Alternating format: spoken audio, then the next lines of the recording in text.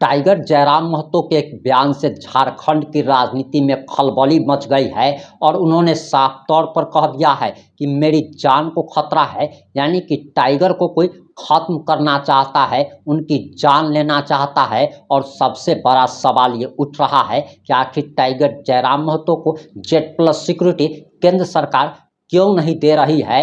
वहीं मांडू के विधायक निर्मल महतो का एक वीडियो सोशल मीडिया पर बड़ी तेजी के साथ वायरल हो रहा है और बताया जा रहा कि विधानसभा में अनपढ़ गवार की तरह विधायक निर्मल महतो बतियाने लगते हैं। इसके बाद हंगामा मच गया है और सबसे बड़ी बात कि आखिर टाइगर जयराम महतो की जान कौन लेना चाहता है। ये तमाम बात इस बात से 7 मिनट की रिपोर्ट में हम आपको बताने जा रहे हैं। नमस्कार, मैं प्रिंस कुमार सिंह और आप देख रहे हैं पॉजिटिव टॉक्स। अगर अभी तक आपने चैनल को सब्सक्राइब नहीं किया है तो खबरों से अपडेट रहने के लिए कृपया चैनल को सब्सक्राइब कर लीजिए। और जो लोग ऑलरेडी कर चुके हैं उन तमाम लोगों को सहृदय धन्यवाद। अब वापस आते हैं अपनी खबर पर और आपको बताते चले कि टाइगर जयराम महतो की जान को खतरा है।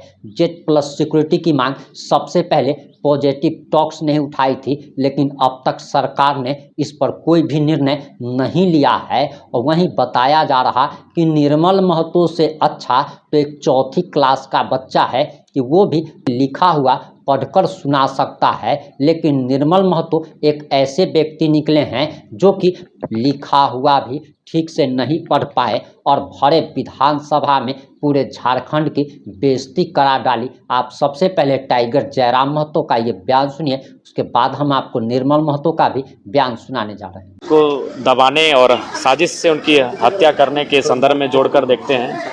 बिल्कुल मैं वहाँ गया, मैंने सबसे पहला विधायक को जो मैं घर तक जाकर विजिट किया, मैंने जाके उनके परिजनों के साथ काफ़ी समय बिताया, उनसे हर एक पहलुओं पर मैंने बात किया और सारी जो विषय छनकर आ रहे हैं वो स्पष्ट है कि उनका एक प्लानिंग के तहत इनकाउंटर किया गया है। और कभी आशंका तो हमें यह भी लग रही है कि इनकाउंटर करने से पहले ही उनको मार दिया गया है। उनकी मृत्यु शायद गोली से ना होकर प्रताड़ना से, इलेक्ट्रिसिटी या करंट से की गई है, ऐसा लग रहा है, ऐसा प्रतीत हो रहा है, ऐसी आशंका है। तो बिल्कुल ये एक गहरी सोची समझी साजिश है जिसमें कई सफ़ेद पोस्ट भी सम्मिलित हैं। देखिए, आप विधानसभा के मुद्दे जो हम लोग स्थगित हुआ था उस समय ही मुद्दों को हम लोगों ने दिया था। वह विस्थापन है और प्रवासी मजदूरों की समस्याएं हैं, अभी जो बहालियां हैं जिनमें लगातार अभ्यर्थियों की नाराज़गी है वो विषय हैं, और कई ऐसे विषय हैं जिनके साथ राज्य सरकार से हम लोग का बहस होगा, सवाल होगा, तीखे सवाल होंगे। नगरी में जो आंदोलन बिल्कुल वो भी हमारे इस बार के सवाल में विस्थापन वाले इशू में वो सब्जेक्ट है हमारा। नगरी पर हम अंतिम दिन गैर सरकारी संकल्प के दिन बहस करेंगे।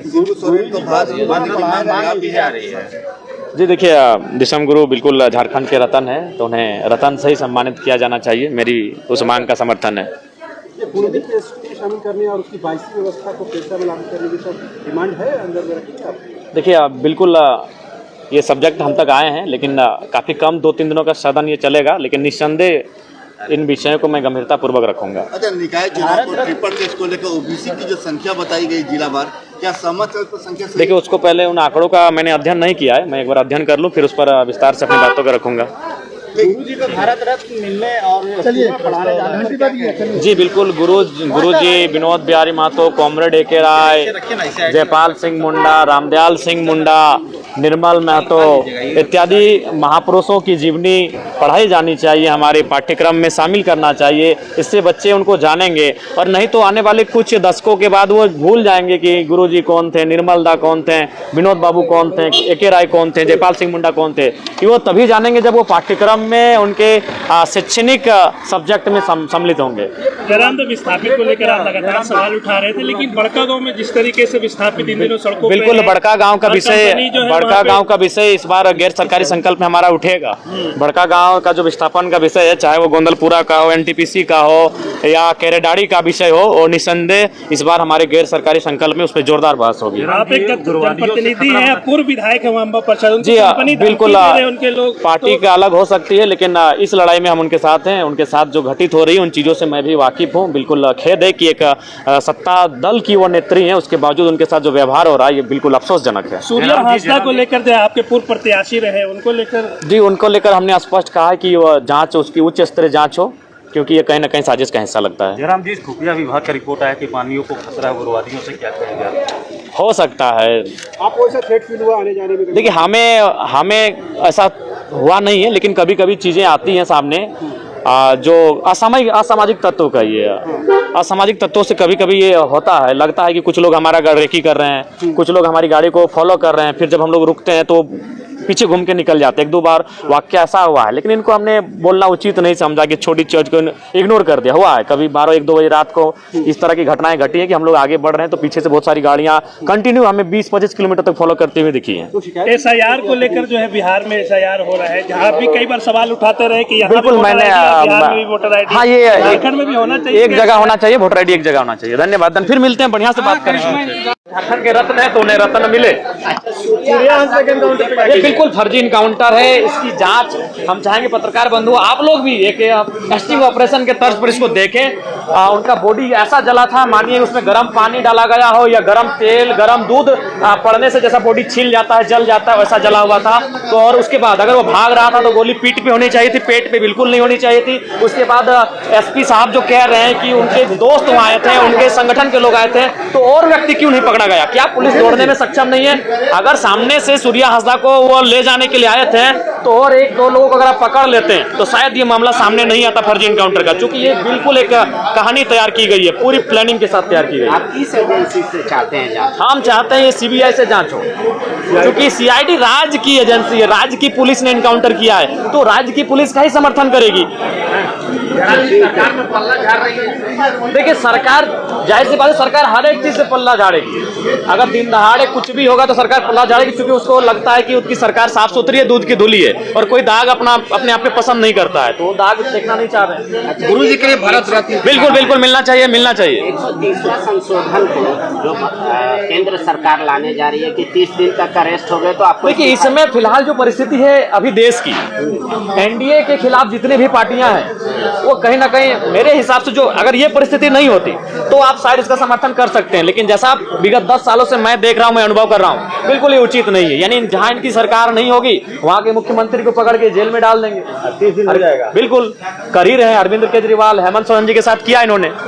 तो ये अभी की जो पृष्ठभूमि तैयार हुई है NDA के राजनीति में आने के बाद से, उसके हिसाब से उचित नहीं। वोटर लिस्ट में आप पुनरीक्षण की मांग करते रहे, बिल्कुल बिहार में उसका विरोध हो रहा है राहुल गांधी जी के द्वारा। देखिए हमारा कहना है कि उनमें भी बात हो रही है, बिल्कुल एक किसी भी व्यक्ति का एक राज्य में वोटर कार्ड हो, उसकी एकदम बात।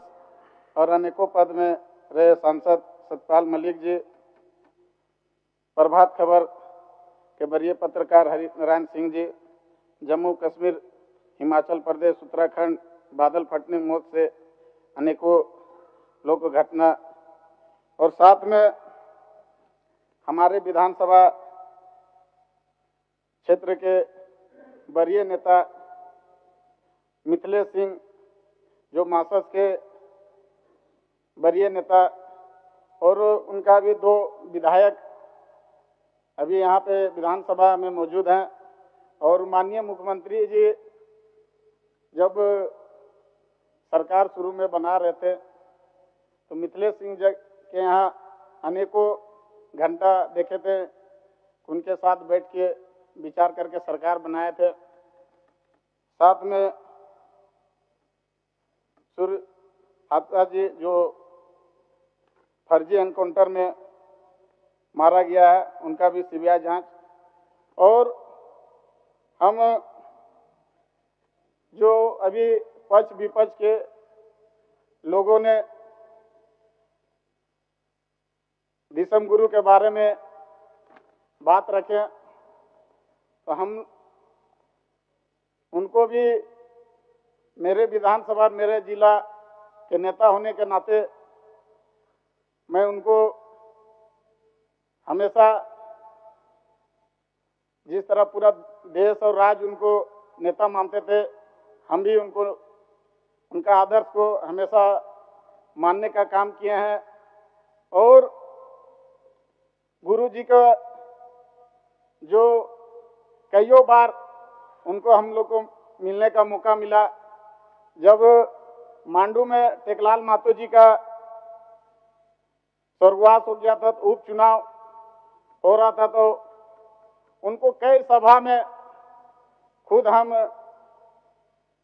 जब उपचुनाव हुआ तो हम नॉमिनेशन के लिए हम खुद कर रहे थे, तो माननीय मुख्यमंत्री जी उस समय अर्जुन मुंडा जी मुख्यमंत्री जी थे, हेमंत सोरेन जी उप मुख्यमंत्री थे, अपना सुदेश जी उप मुख्यमंत्री थे। तो वहाँ के बीच में कई बार उनका सभा में गिद्दी में, घाटों में, मांडू में, बिशुनगढ़ में सभा करने का हमको ही जिम्मेवारी मिला था। तो उनका साथ वो आते थे तो मंच साझा करते थे। तो अच्छा उनका विचार हमेशा लोगों को, खास करके संथाल समाज के लोगों के बीच में रखते थे बात कि नशा मुक्त किया जाए। हर सभा में उनका इस बात का जरूर रखता था कि संथाल के लोग कम से कम जो पिछड़ा, हम लोग तो देखते हैं कि मेरा क्षेत्र में संथाल लोग हैं तो काफी पिछड़ा है वो लोग, और हमेशा बोलता था कि दारू छोड़ दो, हड़िया छोड़ दो, मांस मछली छोड़ दो। हर सभा में इस तरह का बात आता था। हम आग्रह करेंगे कि उनको सच्ची श्रद्धांजलि देने के लिए झारखंड में शराब मुक्त एक घोषणा होना चाहिए उनका श्रद्धांजलि देने के लिए कि यहाँ पे शराब मुक्त, झारखंड जिस तरह बिहार और अन्य के राज्य में शराब का बिक्री बंद है, यहाँ पे भी बिक्री बंद होना चाहिए। और यहाँ पे अनेकों हम अभी दूसरे राज्य में भी झारखंड के लोगों के द्वारा बुलाया गया था तो वहाँ पे भी गए थे। तो शिबू सोरेन जी का, दिसम गुरु जी का, हमको लगता है कि देश के साथ अन्य देशों में भी इनका शोक प्रकट किया गया। और हम लोग तो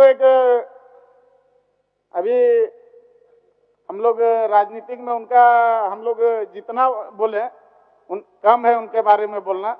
और सभी विधानसभा के सदस्यगण का विचार आया है। और अभी हमारे माननीय प्रदीप यादव जी बोल रहे थे कि उनको भारत रत्न मिलना चाहिए, तो हम लोग एक प्रस्ताव पारित करके भारत सरकार को भेजा जाए कि इनको भारत रत्न मिलना चाहिए। मैं इन्हीं बातों के साथ सभी वैसे सदस्यों को शोक प्रकट करते हुए अपने बात को समाप्त करते हैं। जोहार, जय झारखंड। अब आपकी क्या प्रतिक्रिया है? अपनी प्रतिक्रिया जरूर दीजिएगा। जुड़े रहें हमारे साथ। जय हिंद, जय भारत।